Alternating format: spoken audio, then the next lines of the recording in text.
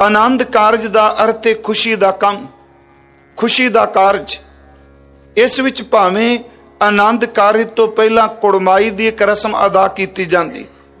पिछले साल एक बेनती की सी कि कुड़माई लफ्ज के अर्थ ने कि कुटुंब दे विच शामिल करना। कुड़माई का अर्थ है कि अपने परिवार विच अपने कुटुंब दे भी शामिल कर लेना। जदों कुड़माई हुंदी है उदों ये गल स्पष्ट हुंदी है कि दोनों परिवार बच्ची वाला बच्चे नूं अपने कुटुंब विच मिलाण दी पहली रस्म अदा करदा है। इसे तरह बच्चे वाले बच्ची वाले वास्ते करदे, पर उस कुड़माई विच गुरमत दी मर्यादा अनुसार बच्चे दे पल्ले मिठा ककार पाण वास्ते क्या होर किसी भी रस्म दा जिक्र गुरु ग्रंथ साहिब दे विच कुड़माई लई बिल्कुल नहीं कीता गया। क्यों थोड़ा जिहा मैं बेनती करांगा अखीर ते भी जदों समाप्ति होवेगी, क्योंकि हुण ये आनंदकारी थां इन्ना को फजूल खर्चा शुरू हो गया जिस रस्म का गुरमत नाल तल्लोकात ही कोई नहीं। सच है वो रस्म आनंद कारज दे नाल आपां जोड़ी खलोते। उदाहरण के तौर पर जयमाला, ओदा की संबंध गुरमत दे नाल? रिंग सरमनी, खिमा करियो बख्श दिया जे अज्ञानता वस असीं बहुत कुछ कर बैठे। रिंग सरमनी का कोई रहत मर्यादा भी जिक्र नहीं। याद रखियो चुन्नी चढ़ाउण दा भी कोई जिक्र नहीं। जे गुरमत की मर्यादा नूं आपां पढ़ांगे पूरे गुरु ग्रंथ साहिब विच चुन्नी चढ़ाउण दा कोई जिक्र नहीं जी। कुड़माई का जिक्र है। सत संतोख कर भाओ कुड़म कुड़माई आया बलराम जी, ये शब्द वरते। कहंदे ने कुड़म कुड़माई लैके आया है, पर उस कुड़माई दे विच जिहड़े अंतरी भाव ने उस सत ते संतोख का जिक्र किया गया। कुड़माई का जिक्र है तो मैं अर्ज की रहत मर्यादा च लिखिया है कि बच्चे दे पल्ले बच्ची वाले मिठा गुटका साहिब जां ककार असी शब्द वरती पा सकते हैं। दोनों धिरां मिल के कीर्तन होवे, अरदास की जा सकती है। पर गुरु साहिब जी के घर के अंदर जिहड़ी आनंद कारज की यह मर्यादा है, थोड़ी जी मैं आरंभ च क्योंकि लावां दे भाव अर्थ लावां दे संबंध विच बेनती करन तो गुरमत की मर्यादा नूं नाल लैके जिस वक्त आनंद कारज हुंदा है बकायदा रहत मर्यादा विच दर्ज है भी इस तरह ये पाठ करना है। कीता लोड़ीए कम सो हर पै आखीए, कारज दे सवार सतगुर सच साखीए। ते दास ने पिछले साल भी बेनती की सी कि बहुत घट गुरमुख प्यारे होणगे जिहड़े आनंद कारज दे वेले दो हुक्मनामिਆਂ नूं अपनी जिंदगी पर चेते रखदे। आप सब नूं पता दो हुक्मनामे आनंद कारज वेले हुंदे। एक हुक्मनामा आनंद कारज की आरंभता लावां तो पहला हुंदा, जदों भाई साहब आप खलो के बच्ची बच्चा उहदे माँ बाप खड़े हुंदे आ, अरदास की जाती। उस अरदास तो बाद गुरु के ग्रंथी साहब हुक्मनामा लेंदे ने, वो आनंद कारज की आरंभता का हुक्म है। जदों आनंद संपूर्ण हुंदा है, आनंद साहब का पाठ किया जाता है, दूसरी अरदास विच समुची संगत की शमूलीयत हुंदी, उस वक्त दोबारा फिर हुक्मनामा लिया जाता है। आनंद कारज वेले आरंभता वेले ते संपूर्णता वेले दो हुक्मनामे लए जाते आ। मेरा ख्याल लावां दे नाल हर एक परिवार नूं खास करके जिस बच्ची बच्चे का आनंद कारज हो रहा है उन्होंने जिंदगी पर चेते रखना चाहिए कि जदों गुरुदेव के चरणों विच ग्रिश की आरंभता वास्ते आसीस लैन गए तो महाराज जी ने किहड़े दो हुक्मनामे सानू बख्शिश किए। ये दो हुक्मनामे। उस तो बाद बेनती करांगा कि लावां सोई राग दे अंदर ने, श्री गुरु ग्रंथ साहिब दे अंदर। ये सब नू पता है कि जेड़ा गुरु रामदास जी की जिन्नी बाणी है, पाठ करने वाले गुरसिखां नू पता है गुरु रामदास बिरहा ते प्रेम विच भिज के शब्द उचारण करदे। उन्हां दी गौड़ी की वार वो बड़ा स्पष्ट है। उहदे विच निंदक ईरखालू गुरु घर नाल जैलस रखण वाले बंदे उन्हां दा जिक्र हजूर ने खुल के कीता गौड़ी की वार च। पर उंज गुरु रामदास महाराज उन्हां दी जिन्नी बाणी पढ़ो 30 रागां च तकरीबन बहुत शब्द ऐसे ने जिहदे विच बिरहा प्रेम ते सतगुरु दे शुकराने दे शब्द हजूर ने दर्ज किए। उस विच जिग्यासा है, प्यास है। जिहड़ा सोई राग है दरअसल ये मिलाप दा राग है। जे आपां बाणी च देखिए, इसे सोई राग दी आरंभता गुरु नानक साहब भांडे धोण तो अंदर तत्त वस्तु दी प्रगटावे तो करदे आ। सोई राग तां अंदर दे भांडे नूं धो के अमृत तत्त दी प्राप्ति तो शुरू करदा है। तां ही सोई राग दा पहला शब्द है कि भांडा धोए बैस धूप देवो तो दूध को जावो, दूध कर्म फन सुर समायन होए निराश जमावो, जपो ता एको नामा अवर निराफल काम। सोई राग तां अमृत तत्त दी प्राप्ति वास्ते आरंभता करदा है।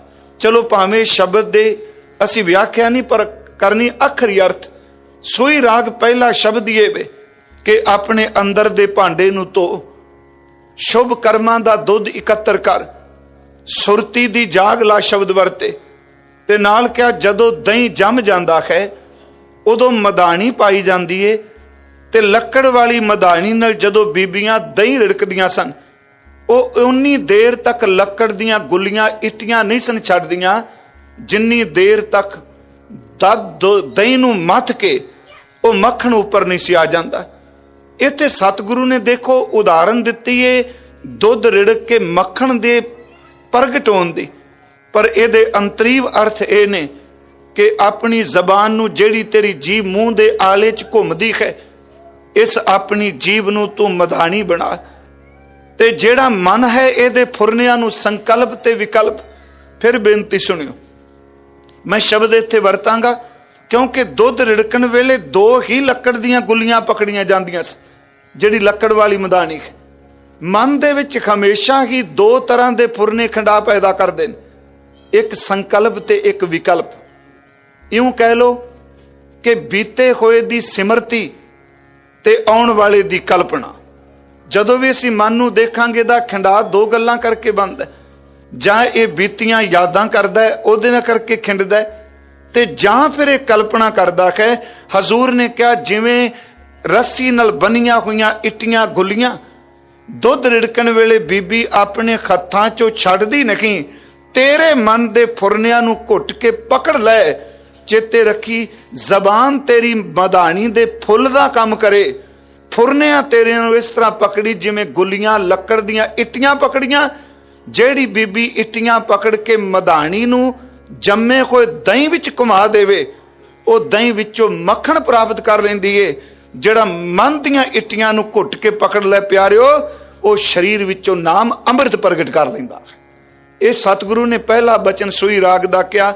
चलो शब्द सारे पढ़ने आ। भांडा धोए बैस धूप देवो तो दूध को जावो, दूध कर्म फन सुरत समायन होए निराश जमावो, जपो ता एको नामा अवर निराफल कामा रहाओ। ए मन ईटी खात करो फुन नेत्रो नींद ना आवे, रसना नाम जपो तब मथिया इन बिद अमृत पाओ। आप पाठ करने वाले नूं पता है कि सोई राग विच महाराज जी ने तीन तरह दियां बिरतियां दा जिक्र भी किया। याद रखो वो तिन्ने दियां तिन्ने बिरतियां इस्त्री नाल संबंधित ने। वैगुरू इहदा अर्थ है नहीं कि मैं इस्त्री नूं नीवियां दुकान लई गल कह रहा।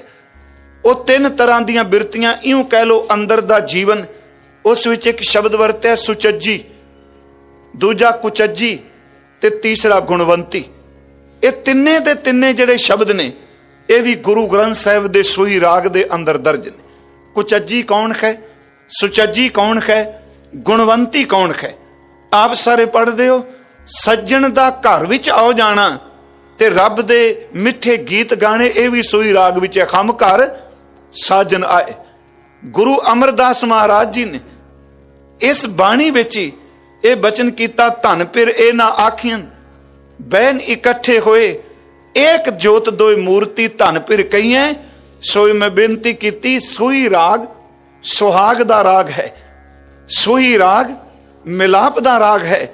सोई राग विच ही आ महाराज जी कड़म कड़माई आया बलराम जी, ये भी सोई राग दे अंदर है।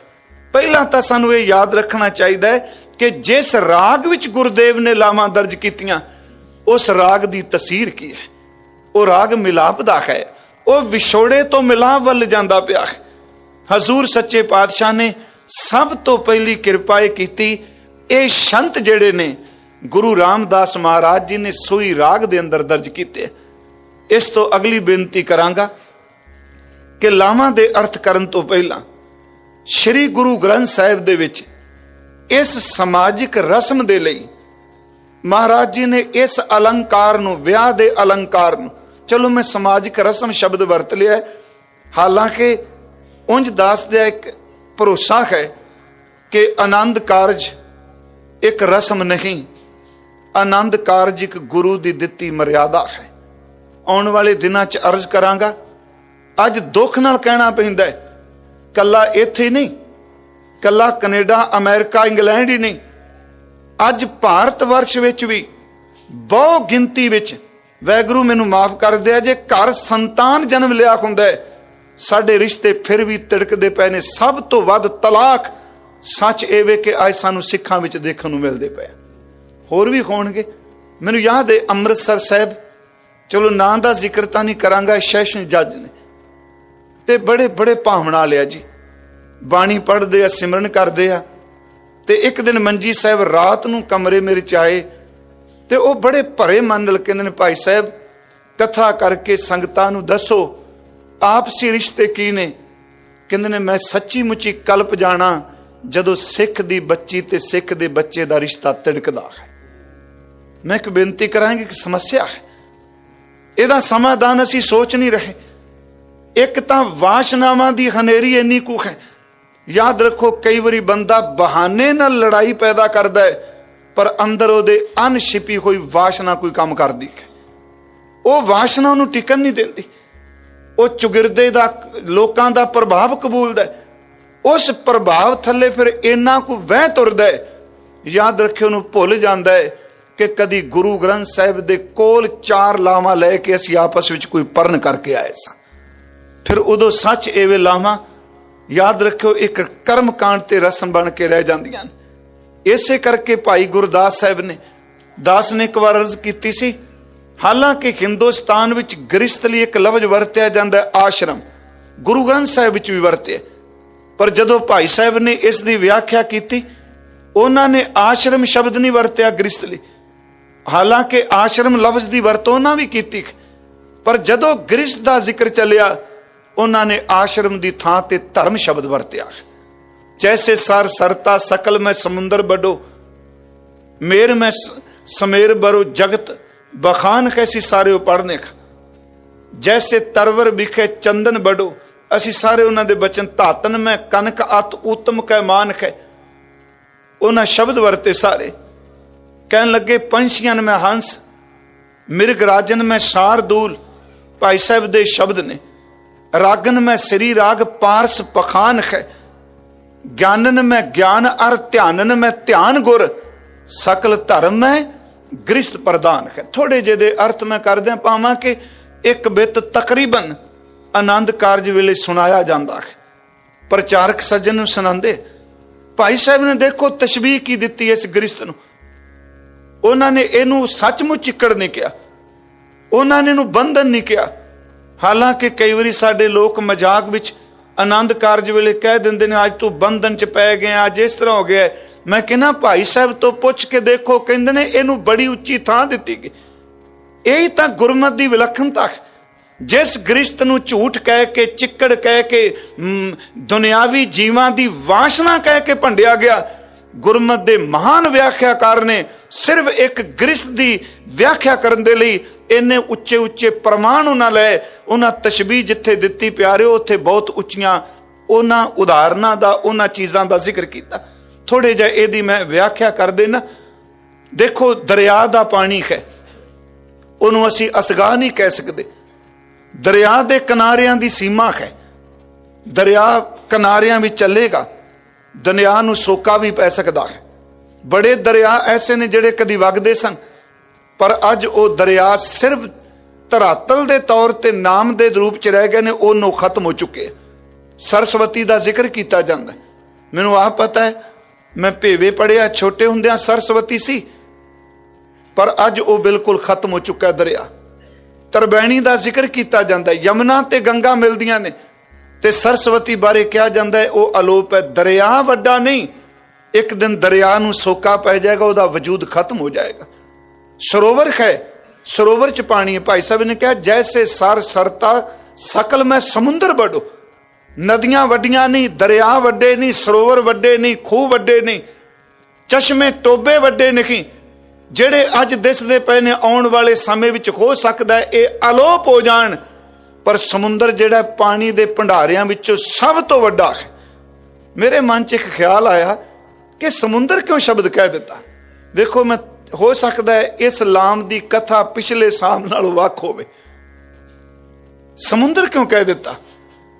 ਹਾਲਾਂਕਿ ਵੰਡਦਾ ਤਾਂ ਖੂਹ ਵੀ ਹੈ, ਪਰ ਉਹਦੀ ਸੀਮਾ ਹੈ। ਖੂਹ ਸਾਰਿਆਂ ਨੂੰ ਨਹੀਂ ਦੇ ਸਕਦਾ।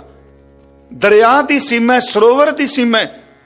ਪਿਆਰਿਓ, ਸਮੁੰਦਰ ਤਾਂ ਇੰਨਾ ਕੁ ਅਸਗਾਹ ਹੈ, ਗ੍ਰਿਸ਼ਤ ਨੂੰ ਸਮੁੰਦਰ ਨਾਲ ਤੁਲਨਾ ਦਿੱਤੀ। ਲੱਗਦਾ ਖਾਰਾ, ਲੱਗਦਾ ਦੋਖੇ, ਪਰ ਜਦੋਂ ਇਹਦੇ ਉੱਤੇ ਸੂਰਜ ਦੀ ਕਿਰਨ ਪੈਂਦੀ ਏ, ਇਹਦਾ ਪਾਣੀ ਉੱਠ ਕੇ ਉਹਨਾਂ ਨੂੰ ਵੀ ਠੰਡ ਪਾ ਦਿੰਦਾ ਜਿਹੜੇ ਪਹਾੜ ਧੁੱਪ ਨਾਲ ਸੜਦੇ ਹੁੰਦੇ ਆ। ਸਮੁੰਦਰ ਲਫ਼ਜ਼ ਕਿਉਂ ਵਰਤਿਆ? ਦਰਿਆ, ਖੂਹ, ਟੋਬੇ, ਇਹ ਉਹ ਕੁਛ ਨਹੀਂ ਦੇ ਸਕਦੇ। ਇੱਕ ਖੂਹ ਦਾ ਪਾਣੀ ਪਹਾੜ ਦੀ ਚੋਟੀ ਤੇ ਚੜ ਜਾਓ। ਸਮੁੰਦਰ ਜਦੋਂ ਉੱਠਦਾ ਉਹਦਾ ਪਾਣੀ, ਲੋਕ ਉਹਨੂੰ ਖਾਰਾ ਕਹਿੰਦੇ ਆ, ਚਿੱਕੜ ਕਹਿੰਦੇ ਆ, ਵਾਹਿਗੁਰੂ ਖਾਰਾ ਸ਼ਬਦ ਵਰਤਦੇ ਆ, ਪਰ ਜਦੋਂ ਵਰਸਣ ਲੱਗਦਾ ਮਿੱਠਾ ਬਣ ਕੇ ਵਰਸਦਾ ਹੈ। ਸੱਚੇ ਵੇ ਗ੍ਰਿਸ਼ਤ ਦੇ ਭਗੌੜੇ ਲੋਕ ਸਦੀਆਂ ਤੱਕ ਹਿੰਦੁਸਤਾਨ ਵਿੱਚ ਗ੍ਰਿਸ਼ਤ ਨੂੰ ਮਾੜਾ ਮਾੜਾ ਕਹਿੰਦੇ ਰਹੇ, ਪਰ ਜਦੋਂ ਇਹ ਗੁਰੂ ਦੀ ਮੱਤ ਲੈ ਕੇ ਵਰਸਣ ਲੱਗਦਾ ਇਹਦੇ ਵਿੱਚੋਂ ਵੀ ਬ੍ਰਹਮ ਗਿਆਨੀ ਪੈਦਾ ਹੁੰਦੇ ਆ।